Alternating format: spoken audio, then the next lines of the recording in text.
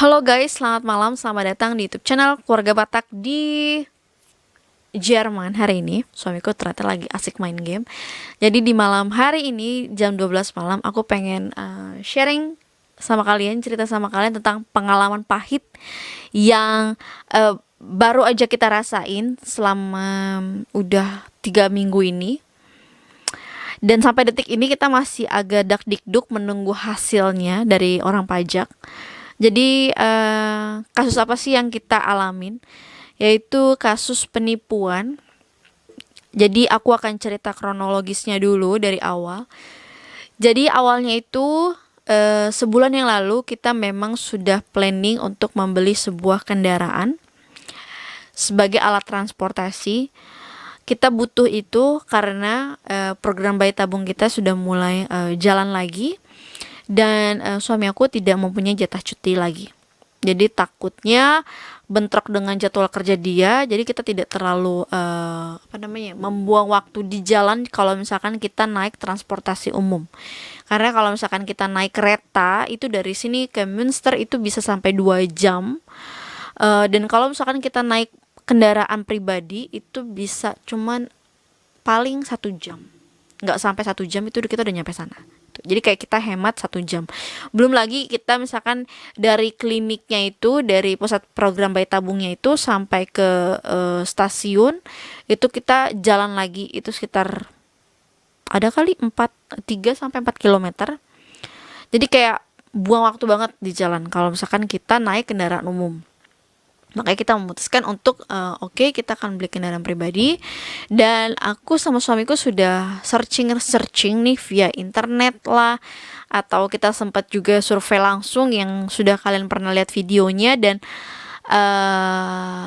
sempat kita tertarik dengan mobil yang pernah kita videokan langsung di dekat rumah, tapi harganya itu sekitar 9.000 apa 10.000 euro. Dan menurut aku kayak masih kemahalan lah gitu.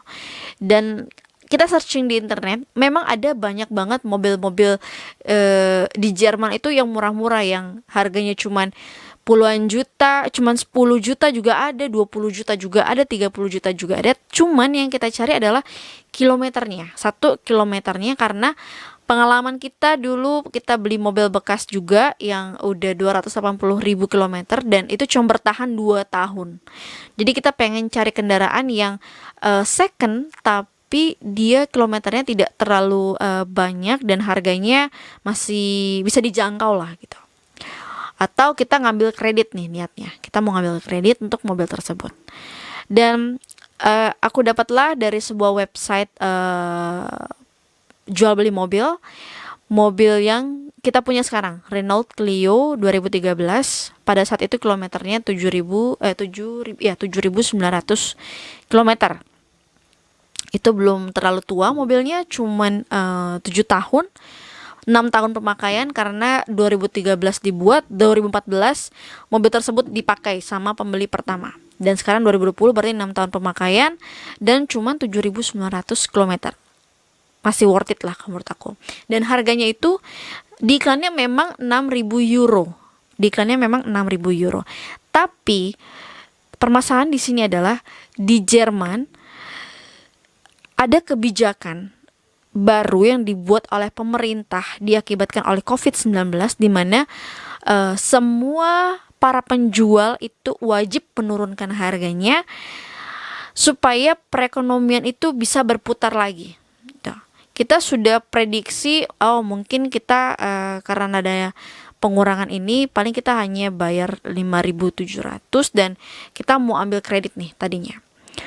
Terus setelah kita sampai di sana, kita hitung-hitungan sama orangnya, terus aku hitung lagi kalau misalkan kita kredit 200 euro per bulan dikali 4 tahun, belum DP-nya itu 10.000 euro, hampir 10.000 euro. Jadi itu kayak total udah kayak 200 euro dikali 12 aja udah 2.400 euro. Oke, itu untuk 1 tahun. 2.400 euro dikali 4 tahun, sorry. Itu udah berapa?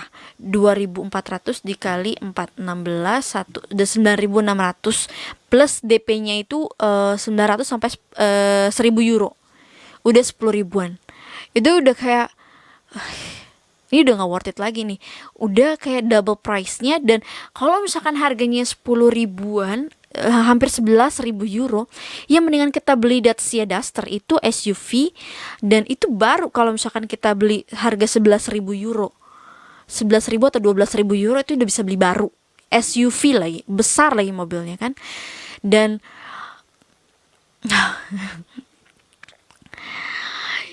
akhirnya aku memutuskan oke, kita mendingan makan pas-pasan aja, kita mendingan hemat-hematan luar biasa aja dalam jangka waktu 2 sampai 3 bulan ke depan. Oke, kita mendingan pinjem dari bank kita aja. Jadi ini kita benar-benar lagi pengeluaran itu di tahun ini benar-benar luar biasa sekali. Tapi memang ada jamahan Tuhan, kayak suatu hal yang mustahil di depan kita tuh dibuat sama Tuhan tuh bisa gitu. We can do it gitu. Terus akhirnya kita transfer sesuai yang ada di iklan tersebut, 6.000 euro sesuai perjanjian. Dan lucunya lagi nih orang, lucunya lagi, kita sudah transfer 6.000 euro, tapi dia tulis di bond untuk pelaporan pajak hanya 5.500 euro. Jadi dalam arti kata dia sudah menipu, membuat pemalsuan itu sekitar 500 euro. Dan itu kita masih punya buktinya semua, dari bukti transferannya, bukti bondnya, pokoknya semua itu kita punya gitu. Dan kesalahan aku pada saat kita ada di tempat penjualan itu, penjual mobilnya tersebut, aku yang biasanya kayak apa-apa pengen di vlog, udah siap kamera, udah pegang kamera, tapi kayak perasaan malas banget nih bikin vlog, tumben-tumbenan gitu. Kalau misalkan itu kerekam di kamera, wah, kita bisa benar-benar menang telak itu, karena ada buktinya, ada bukti percakapannya gitu kan. Salahnya aku di situ sih. Oke, lanjut. Jadi itu aku shocknya juga, itu aku tahu pada saat penjemputan mobil. Jadi aku nggak ikut memang pada saat penjemputan mobil, karena suamiku langsung dari tempat penjualan mobil langsung ke tempat kerjanya dia, karena mepet banget waktunya. Jadi kita sudah transfer 2 hari sebelum pengambilan mobil, kalau tidak salah ya, 2 hari atau 3 hari sebelum pengambilan mobil. Dan Stefan baru menerima bukti pembayarannya itu pada saat dia mengambil mobil tersebut. Makanya dia aku juga bingung ya sama suamiku, kayak ini anak polos banget gitu loh, polos banget. Dia nggak bisa marah sama orang. Dia ditipu 500 euro, dia diem aja. Tapi saya sebagai sebagai istrinya dia, saya nggak terima kalau ada orang yang jahatin suami saya. Karena prinsip saya pengen lindungin dia. Karena Stefan itu memang tipikal orang yang nggak bisa marah sama orang, nggak dendaman sama orang. Mau kayak gimana pun, mau dijahatin sama orang kayak apapun, mau dimanfaatin orang kayak apapun, dia nggak akan marah.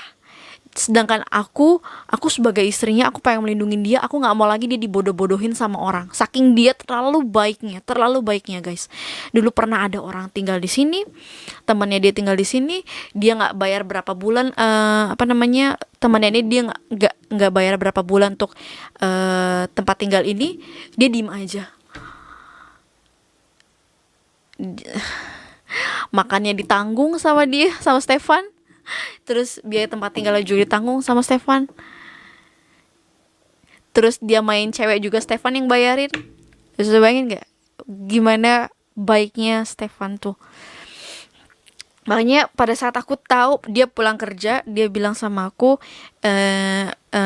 tadi penjualnya nulisnya di bonnya 5.500. Kok bisa dia nulisnya 5.500 sedangkan kita transfernya itu 6.000. Jadi dia kayak penggelapan pajak sebesar 500 euro.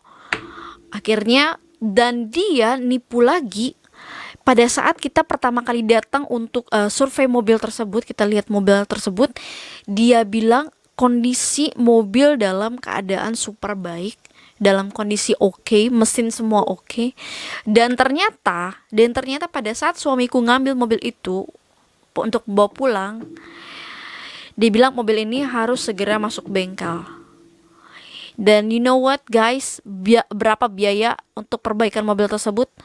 1.200 euro dan tidak ada garansi. Sedangkan aku lihat di websitenya itu ada garansi 1 tahun.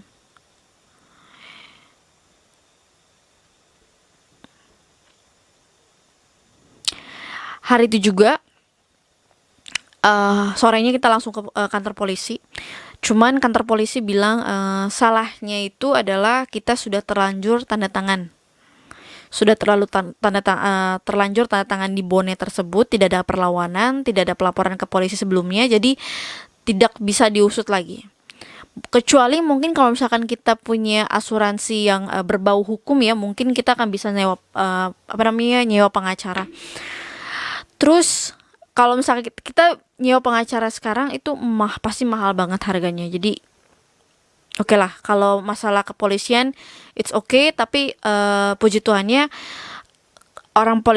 si polisi itu ngasih saran sama kita untuk datang ke kantor pajak. Karena ini termasuk kasus penggelapan pajak, jadi bisa dilaporkan ke kantor pajak. Dan itu mobil sampai hari Jumat, hari Seninnya kita langsung ke kantor pajak. Tapi kantor pajaknya ternyata dia nggak bisa face to face, jadi hanya by phone karena corona. Jadi akhirnya hari Selasanya kita baru bisa melaporkan ke kantor pajak, semua kronologisnya semua kita ceritakan, dan kita sudah memberikan nomor rekening si penjual tersebut. Jadi nanti prosesnya selanjutnya akan dilakukan oleh orang kantor pajak. Dan yang aku dengar-dengar nih ya, kalau misalkan ada kasus penggelapan pajak itu jangan main-main di Jerman. Karena apalagi dia orang asing, dia bukan orang Jerman. Mungkin kemungkinan usahanya dia bisa ditutup. Kemungkinan kecilnya mungkin hanya denda sekitar lebih dari 10.000 mungkin, atau 20.000 euro atau berapa. Tapi yang jelas dendanya itu pasti besar. Terus kedua, kemungkinan bisa saja usahanya ditutup.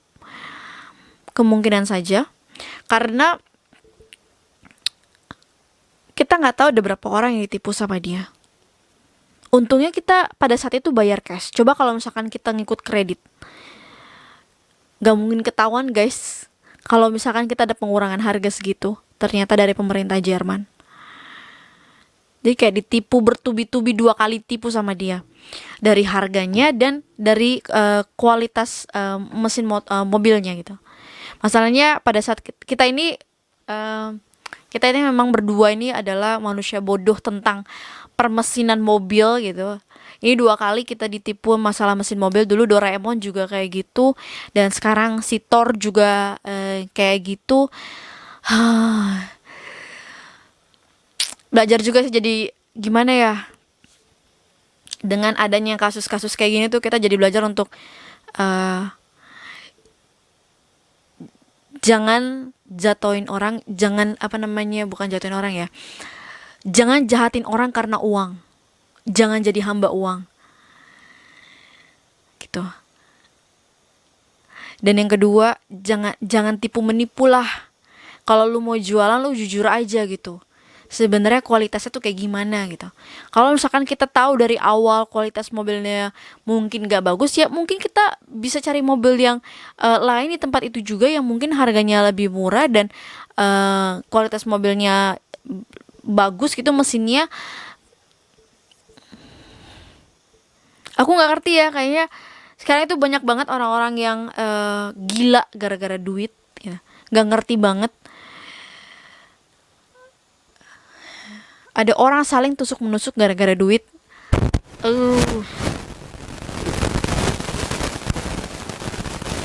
Jangan guys, jangan jadi orang kayak gitu.